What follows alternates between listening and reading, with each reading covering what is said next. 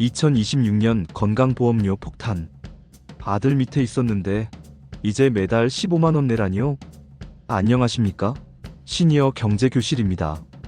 지난 시간에 제가 내년부터 기초연금이 오른다는 기쁜 소식을 전해드렸죠? 아이고, 살림에 좀 보탬이 되겠네 하고 좋아하셨던 어르신들의 얼굴이 눈에 선합니다. 그런데 말입니다. 세상에 공짜 점심은 없다는 말이 참 야속하게도 돈이 들어오면 그걸 귀신같이 알고 뺏어가는 놈이 하나 있습니다. 바로 건강보험료입니다.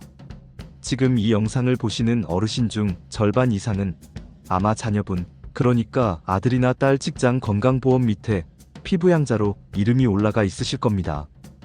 그래서 병원 갈 때 건보료 한 푼 안 내고 공짜로 혜택을 보고 계시죠.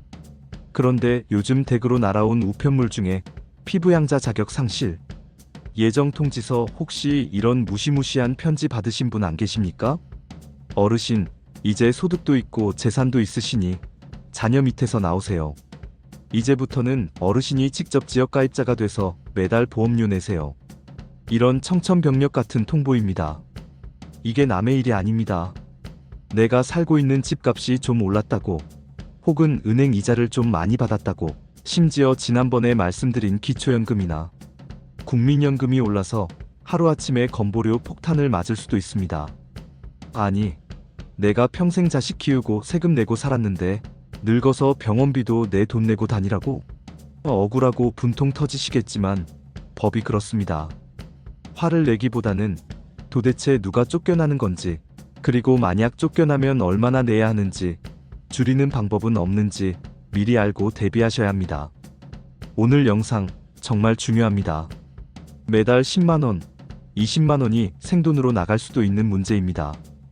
눈 크게 뜨고 귀 쫑긋 세우고 끝까지 들어주세요. 자, 먼저 용어부터 정리해봅시다. 피부양자.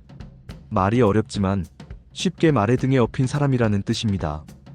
경제 능력이 없으니 직장 다니는 자녀 등에 업혀서 건강보험 혜택을 같이 보는 거죠. 그런데 나라에서 이제 2등에서 내리라고 합니다. 왜일까요?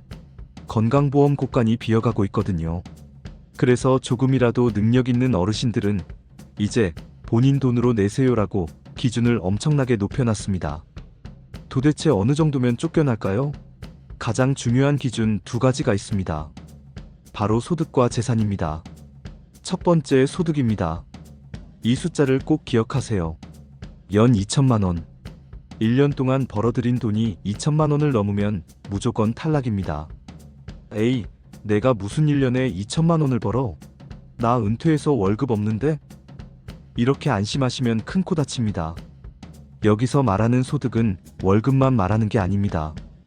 국민연금, 공무원연금 같은 연금 소득, 은행 예금에서 나오는 이자 소득, 주식에서 나오는 배당 소득, 월세 받는 임대 소득, 그리고 소일거리로 버시는 사업 소득, 이걸 다 합쳐서 2천만원입니다.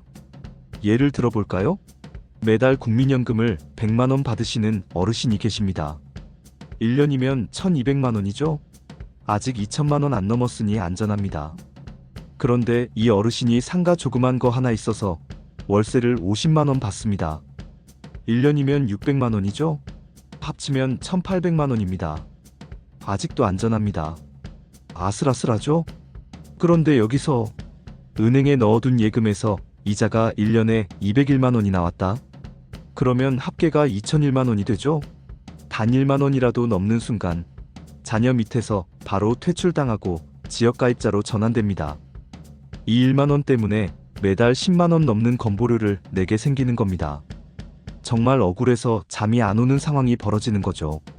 특히 공무원연금이나 사학연금, 군인연금 받으시는 분들은 연금 액수가 커서 이 2천만원 기준을 넘기는 경우가 아주 많습니다. 그래서 연금 받아서 건보료 내고 나면 남는 게 없다는 푸념이 나오는 겁니다. 두 번째 기준은 재산입니다. 나 소득 쥐뿔도 없어. 연금도 몇 푼 안 받아. 그래도 안심할 수 없습니다. 바로 집값 때문입니다. 나라에서 정한 기준은 재산세 과세표준 5억 4천만 원입니다. 시세로 따지면 대략 11억 원에서 12억 원 정도 되는 집을 가진 분들입니다. 우리 집 12억 안 되는데? 네, 재산이 5억 4천만 원이 안 되면 소득이 2천만 원까지는 괜찮습니다. 하지만 재산이 5억 4천만 원을 넘고 9억 원 사이인 분들은 소득이 2천만 원이 아니라 연 1천만 원만 넘어도 탈락입니다. 이게 진짜 무서운 겁니다. 서울이나 수도권에 집 한 채 있는데 집값이 올랐어요. 그래서 과세 표준이 6억이 됐습니다. 그런데 나는 국민연금 한 달에 90만 원이면 1,080만 원 받아요. 이러면 바로 탈락입니다. 집 깔고 앉아 있을 뿐인데 현금은 없는데 매달 건보료 고지서가 날아오는 겁니다. 아이고, 그럼 나보고 어쩌란 말이냐? 집 팔아서 건보료 내란 거냐? 한숨이 절로 나오시죠. 그래서 만약 피부양자에서 탈락하게 되면 어떻게 해야 하는지 충격을 줄이는 방법 3가지를 알려드리겠습니다. 첫 번째, 지역가입자 전환 시간면 혜택을 꼭 확인하세요. 나라에서도 미안하니까 갑자기 쫓겨난 분들에게는 혜택을 줍니다. 피부양자였다가 처음으로 지역가입자가 된 분들은 첫 1년 동안은 보험료의 80%를 깎아줍니다.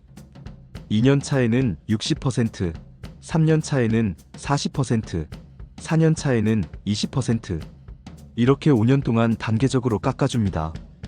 예를 들어 원래 10만 원 내야 할 거, 첫 해에는 2만 원만 내면 됩니다. 그러니까 고지서 받고 너무 놀라 쓰러지지 마시고, 아, 할인은 해주는구나 하고 마음을 좀 추스르셔야 합니다. 이건 자동으로 적용되지만 혹시 고지서에 할인이 안 되어 있으면 공단에 전화하셔야 합니다. 두 번째, 임의계속가입 제도를 활용하세요. 이건 은퇴한 지 얼마 안 된 분들에게 해당됩니다. 직장 다닐 때 내던 보험료보다 지역가입자 보험료가 훨씬 비쌀 때가 있습니다. 지역가입자는 집, 차, 소득 다 따져서 매기니까요. 그때는 나 그냥 직장 다닐 때 내던 수준으로 내게 해줘라고 신청할 수 있습니다. 최대 36개월까지 가능하니까 계산해보고 유리한 쪽을 선택하시면 됩니다. 세 번째, 소득과 재산을 조절해야 합니다. 이건 장기적인 대책입니다. 아까 제가 이자 소득 때문에 1만 원 차이로 탈락할 수 있다고 했죠? 만약 내가 경계선에 있다 싶으면 예금을 깨서 이자가 안 나오는 금골드이나 현금으로 바꿔두거나 아니면 자녀에게 미리 증여를 해서 재산 규모를 줄이는 것도 방법입니다. 또 비과세 저축상품을 가입하면 거기서 나오는 이자는 소득에 포함이 안 됩니다. 은행 가서 비과세 되는 거 없소? 하고 물어보세요. 그리고 자동차. 지난번 기초연금 때도 말씀드렸지만 지역가입자 건보료는 자동차에도 부과됩니다. 4천만 원 넘는 비싼 차, 배기량 큰 차 가지고 계시면 건보료가 쑥쑥 올라갑니다. 차는 웬만하면 소형차 타시거나 9년 이상 된 차를 타시면 건보료가 안 붙습니다. 자, 이제 정리를 해보겠습니다. 2026년 기초연금이 오르는 건 좋지만 그 나비 효과로 소득이 늘어나서 건강보험료 피부양자에서 탈락하는 어르신들이 생길 수 있습니다. 소득 기준 연 2천만 원, 연금이자 월세 등 재산 기준 과세 표준 5억 4천만 원. 이거 넘으면 소득 1천만 원만 넘어도 위험. 이 2가지 숫자를 꼭 기억하시고요. 혹시 12월이나 1월에 건보공단에서 편지가 오면 무조건 찢어버리지 마시고 자녀분들한테 보여주세요. 야, 이거 날아왔다. 나 이제 건보료 내야 되냐? 얼마나 깎아주냐?